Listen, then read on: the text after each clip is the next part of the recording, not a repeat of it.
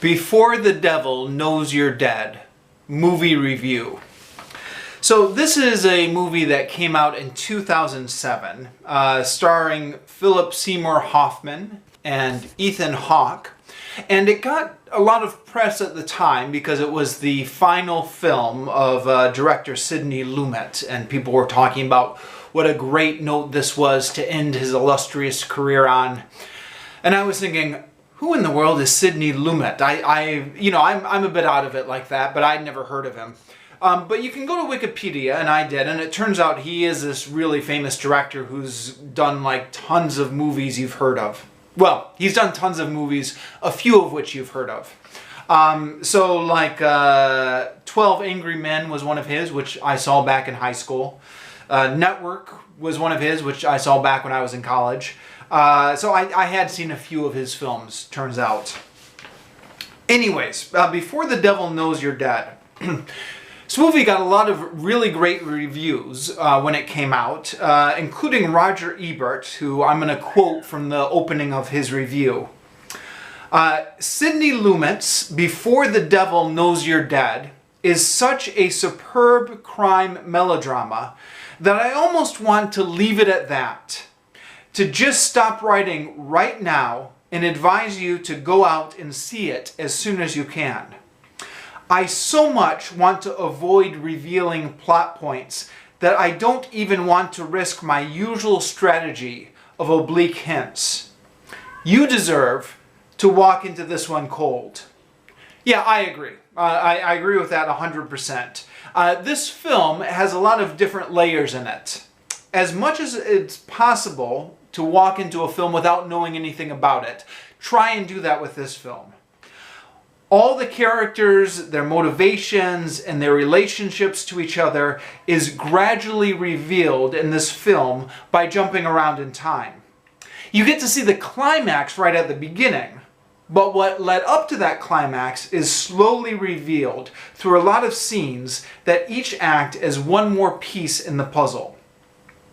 So, if you want to see this film as it was intended, just shut off my review right now, stop listening, and go see the film first. Oh, and by the way, don't read Roger Ebert's review either. Don't read it before you see the film. Even though he says he's not going to, he doesn't want to spoil anything, he does kind of break his own rules if you read his full review. Okay, if you're still listening, I'm going to get into some of the details of this film.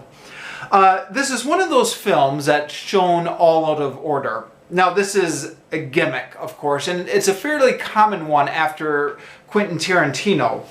But in this case,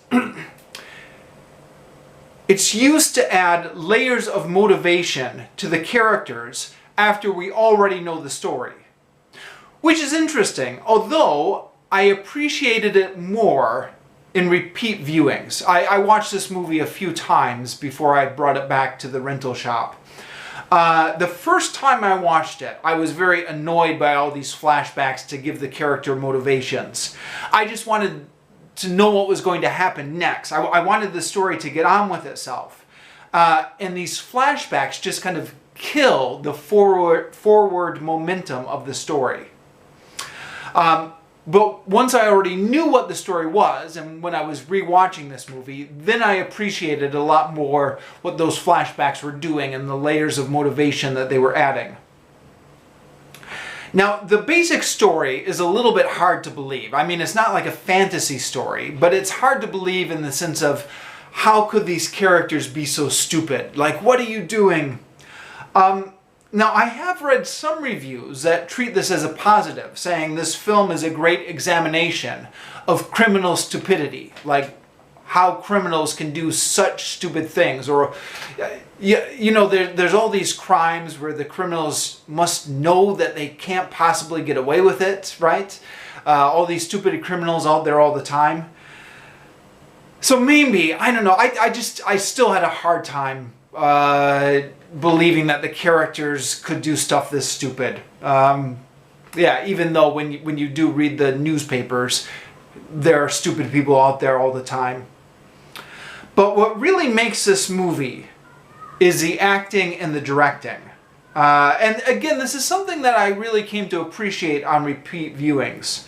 The first time I saw the movie, like I said, I was frustrated that the story didn't seem to be going anywhere. So I didn't really appreciate the acting in each scene. But as I watched it a couple more times, it slowly began to sink in.